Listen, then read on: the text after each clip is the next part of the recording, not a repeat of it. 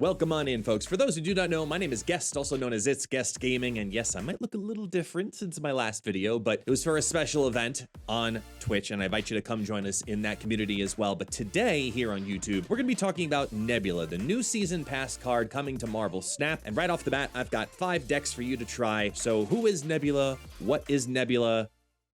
You know the joke. So let's take a look. Let's take a look on what Nebula will bring to the game. Nebula is a 1/1, originally data mined as different, but this is the version that will be coming to the game. Each turn, your opponent doesn't play a card here, +2 power, except for the turn that you play this card. So this is something static. It is like a Sunspot in that aspect, except this is coming in as a 1/1. So yeah, it's not gonna be ignored, but maybe with a little manipulation, you'd be able to capitalize on it to get the best stats out of a 1-drop. More often than not, you're looking to at least get to a 1/3, pretty good 1/5. Ideally, 1/7 and higher is just going to be absolutely insane. So let's go take a look at what we have here. At first one I've got, I'm calling Time Bomb. This is a Professor X Destroyer hybrid deck where the idea is, yes, you can either put Atuma or Nebula here into the deck under the Professor X, lock it down, guarantee some extra stats, because we see this theme with also Jeff the Baby Landshark recently coming to the game, where you can go on in and get that Professor X lane to do more for you than just a Spectrum ongoing boost. Now we've got Jeff that we could add on in there. Now we've got Nebula we can add on in there. We can also lock it down with Spider-Man or Atuma. A really easy way to gain a whole bunch of stats. Go ahead and throw Cosmo in another lane all by himself. Destroyer on in there if you want to destroy everything but the Professor X lane. Also, lots of different win conditions here. I personally am a huge fan of Wave into Professor X on 4. Big fan. And this, I think Time Bomb has a lot of potential considering Jeff's rise to fame recently in the Professor X, not meta, but rise, we'll just call it, all right? Next up, I'm calling Negative Space. This is taking a whole bunch of negativity onto the other side of the battlefield. So we have a couple of different ways that we can do that. We have the Hood and Wasp, simple low-cost cards alongside Nebula that when you can play them down. Wasp and Hood, your whole goal is actually to get them on the other side of the battlefield, like Viper would send them over, Green Goblin. You can also send over Debris Rocks, or the Void from Sentry. So we are finding another use for Sentry here, vipering over that -10. And then we're looking to reduce, reuse, recycle. We're gonna send on over a whole bunch of negative stuff, whether it's the Goblin, the Hood, the Void, etc. And we're gonna keep reducing the other side of the battlefield. Now, if we could not, that's why Carnage is there. He can go ahead and eat the rocks. He can go ahead and eat up the Void as well. And Spider-Woman is also putting more drop down, negative. But why is Patriot there? He's a backup plan. Think about this. You've got Wasp, Demon, and Rocks. That's pretty good. So that's going to boost up all of that as a backup plan for turn 6, just in case if you didn't get that Luke Cage and Hazmat combo to work the way that you wanted to, you actually have a couple more stats that you can throw out onto these lower cards as a just in case. So this is the Negative Space deck, and as to be expected in some way, it's a 1-cost card. There's got to be a bounce deck, so I'm calling this the Nebula Bounce, where you're looking to obviously get that Bast boost on in there. This is running the Darkhawk package as well, because we do have Korg that can throw on in a couple of rocks. That is going to mean Darkhawk's going to be an easy 4/10 if you can get Korg to pop off twice in a normal 6-turn game.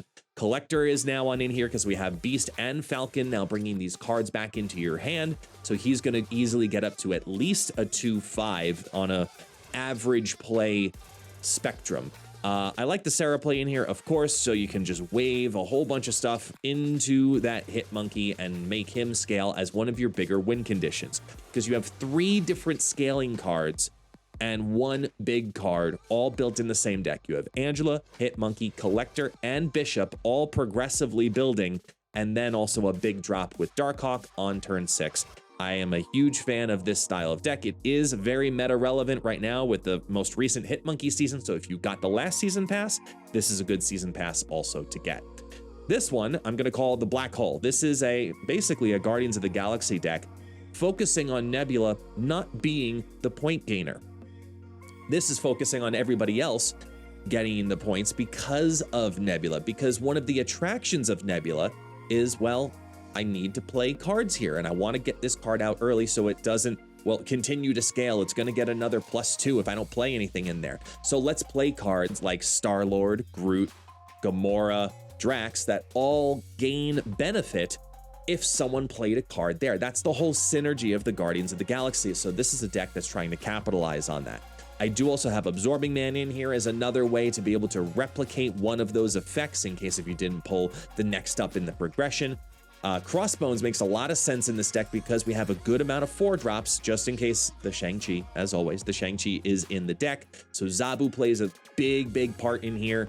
And Mojo makes a lot of sense as well because it's probably going to be a full lane pretty consistently. So that should be a pretty regular 2/8 in that lane. And that alone is going to help compensate for a bunch of what Nebula would not obtain because of other blockout mechanics. Now you do have Storm in there, so a great combo is Storm, and then drop Nebula in there. So turn 4, she drops. That means she's going to drop, scale another 4 after that, growing her to a 1/5. So there's a lot of good potential in this style of deck. And honestly, Nebula is what this group needed. The Guardians of the Galaxy needed a card to bring the allure throughout the span of the game, and Nebula is now here.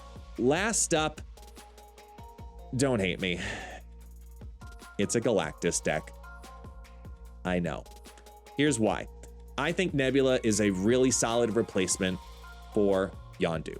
For the exact same reason. Early on, you're dedicating and telling your opponent, hey, you're gonna wanna put your cards over here. That is a huge advantage for Galactus to know that, okay, well, instead of putting cards in this lane that will automatically clog it up and put points on the board on my opponent's side, they're most likely to put it over here. And that also very much so benefits Null, because that's gonna have to be a lane that disappears when Galactus pops off.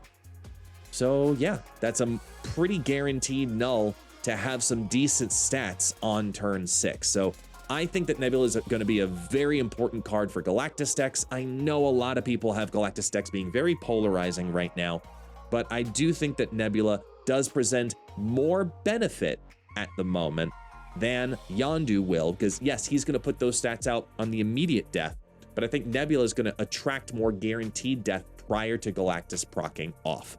So I'm going with the Spider-Man Dr. Ock package. I'm personally not a fan of Hobgoblin or Green Goblin being used with the Null package of Galactus, and then a lot of it obviously after that makes a whole lot of sense. So hopefully this will be a new variation of Galactus to kind of switch things up a little bit, because I'm getting real tired of Yondu and Wolverine, and maybe this is the answer. Who knows? But maybe the answer is actually just High Evolutionary, and we all just need to wait for that. So there you go. We've got 5 decks here to get you started for the new season with Nebula.